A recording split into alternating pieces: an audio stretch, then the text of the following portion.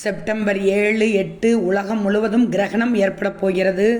சந்திரன் மீது முழுவதுமாக ஒளிபடாமல் இரத்த நிறத்தில் காட்சியளிக்கப் போகிறது. கும்பராசி பூரட்டாதி நட்சத்திரத்தில் கிரகணம் நிகழப்போகிறது.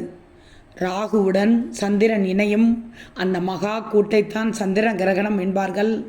கேதுவுடன் சூரியன் இணைய, ராகுவுடன் சந்திரன் இணைய மிக நீண்ட சந்திர கிரகணம் அமையவிருக்கிறது.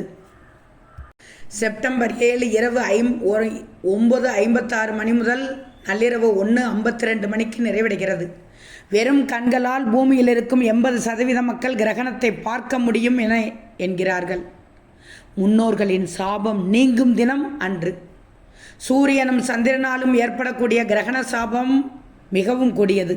இந்த சாபம் போக வேண்டுமென்றால், உங்கள் வறுமை நீங்க வேண்டுமென்றால், முடிந்தவரை மதியத்திலிருந்து நீர் ஆகாரமாக எடுத்துக்கொள்ளுங்கள். சைவம் மட்டும் உண்ணுங்கள். பழங்களாக சாப்பிடுவது நல்லது.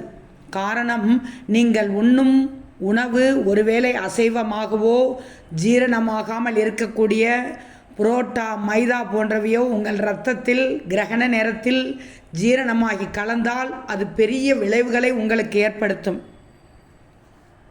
எதையுமே முன்னோர்கள் அறிவுபூர்வமாக, அறிவியல் பூர்வமாகத்தான் சிந்தித்து வைத்திருக்கிறார்கள். மூட நம்பிக்கைக்கு முன்னோர்களுக்கு இடமில்லை. அனைத்திலும் ஒரு காரணம் உண்டு. எனவே செப்டம்பர் 7 சைவ உணவு சாப்பிட்டு கொள்ளலாம். கர்ப்பிணி பெண்கள் கிரகண நேரத்தில் வெளியே வரக்கூடாது. அசுர பலம் கொண்ட ராகு கேதுக்கள் சக்தியின் வடிவமாக உச்சத்தில் இருக்கும் என்பதால் நிச்சயமாக நீங்கள் உங்கள் முன்னோர்களை குறித்தோ அல்லது சர்ப்பங்களாகிய ராகு கேதுகளுக்கு முன்னோர்களின் சாபம் நீங்க ஒரு சின்ன வழிபாட்டை அன்றைய தினம் மேற்கொள்ளுங்கள். பெரிய மாற்றங்களை உங்களுக்கு உருவாக்கும். சில காரியங்களுக்கு பரிகாரமே இருக்காது. அப்படிப்பட்ட காரியங்களுக்கு கூட பரிகாரமாக கிரகண நேரங்கள் அமைந்துவிடும்.